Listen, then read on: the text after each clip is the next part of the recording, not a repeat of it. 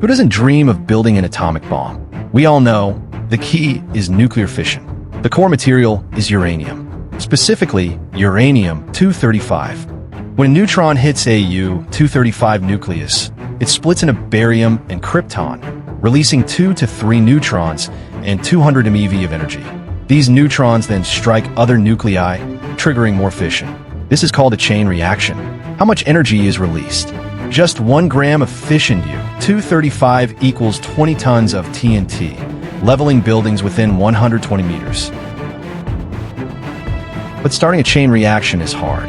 U-235 needs 90% purity and a critical mass of 52 kilograms to sustain the reaction. Let's take a truck of uranium ore, crush, and dissolve it to get yellowcake. Add some fluorine to make uranium hexafluoride gas. Next, enrich it via gas diffusion to get high-grade uranium. We push high-pressure gas through a membrane to low pressure. Separation works because isotopes diffuse at different speeds. U-235 moves faster than U-238, so we collect the U-235. Besides diffusion, we can use centrifuges. Under strong, spinning force, different weights separate. Heavy U-238 hits the walls. Light U-235 stays in the center. That center part is your enriched U-235.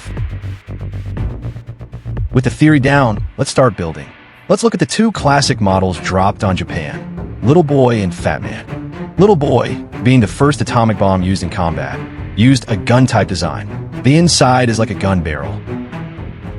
When triggered, detonators fire an explosive charge, creating expanding gases that drive a hollow uranium cylinder at 300 meters per second into a solid target uranium cylinder. Combined, they exceed critical mass.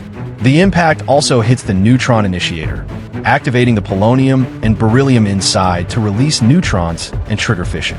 However, the gun-type Little Boy had a flaw. It held 64 kilograms of U-235, but only yielded 15 kilotons of TNT. The blast radius was 3.5 kilometers, meaning only 1.2% efficiency. This is because most material was blown apart before it could react. Fat Man fixed this downside by using an inward blasting implosion design. When activated, wires detonate explosives all around, creating an inward shockwave. This compresses the aluminum pusher, squeezing the plutonium-239 core in the center. Density increases to a critical state. The polonium-beryllium initiator inside then releases a burst of neutrons, igniting nuclear fission. Implosion allows the material to react fully. Using only 6.1 kilograms of plutonium-239, it produced a yield of 22 kilotons. Efficiency rose to 17%.